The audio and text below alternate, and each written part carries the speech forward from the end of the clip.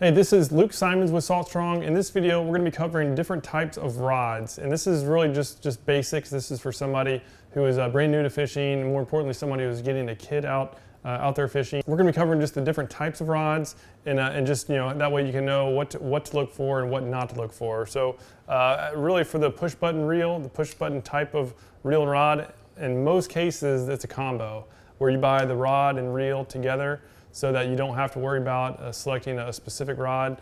In this case, again, this is the frozen one. This is actually built in. You cannot even take this reel off. In many cases, the reels come with it, but you can actually take reels on and off. These push button rods, almost all of them have the trigger. Just so if you do need to pair one, they almost always have this little trigger down below, and the trigger is pointing down with these guides pointing up. So that is the distinguishing characteristic of what could be used with the push button type reel.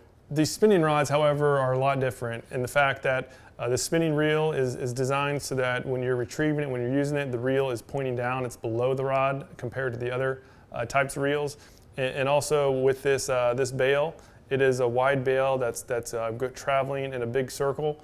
Therefore, the eyes are much bigger. So the way to tell a spinning rod versus a baitcaster or a push button rod is that in most cases this first eye is much wider. It's a much larger diameter than the other ones, and then it goes down. You can see this one's pretty wide, and then it gets smaller and smaller all the way to the top. So the biggest, again, characteristic is that the very first eye is much wider than the others. So it would look weird to have a bait casting rod, like one of these or bait casting reel, one of these types of reels on a spinning rod, because this big eye would be sitting up. It would just look odd. So if you are getting a rod for a spinning reel that's separate, that doesn't come in a combo, always again make sure to check out this top eye. That's what's gonna help you define it. And as far as the size for getting a kid a rod, I would say as far as the length, get one that's about the same height as the child.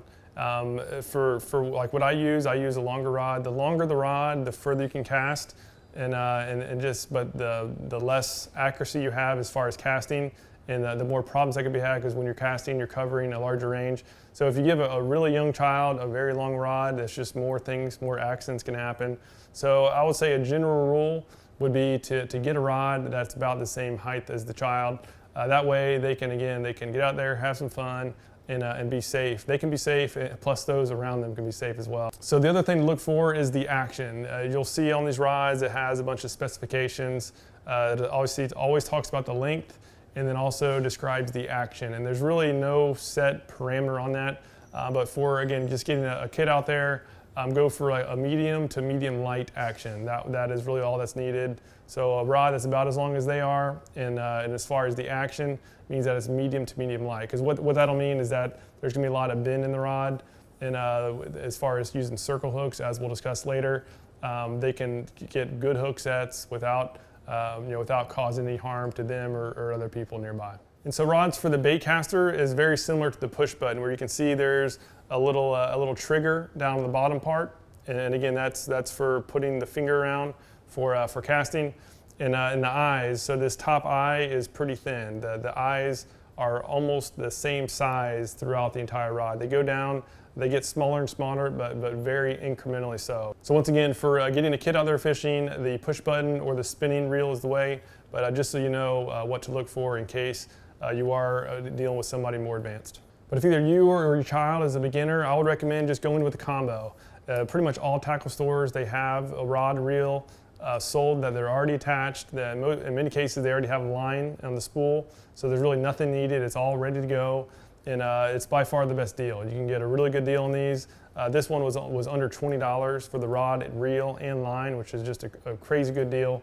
And the reason why you just want to go cheap for beginners is that, especially kids, in many cases, the rods will be dropped on the ground or dropped in the water, and to get sand or salt in the gears really decreases the lifespan of these things. So better to just not go fancy, just keep it simple, keep it inexpensive, and it's just all about getting them out and having some fun. That way you don't have to worry too much if they drop the rod in the water, because you'll just know off the beginning that it's probably not going to last forever.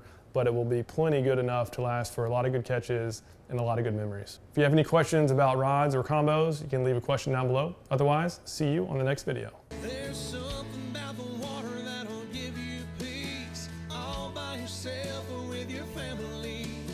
Live salt strong and wear the line today.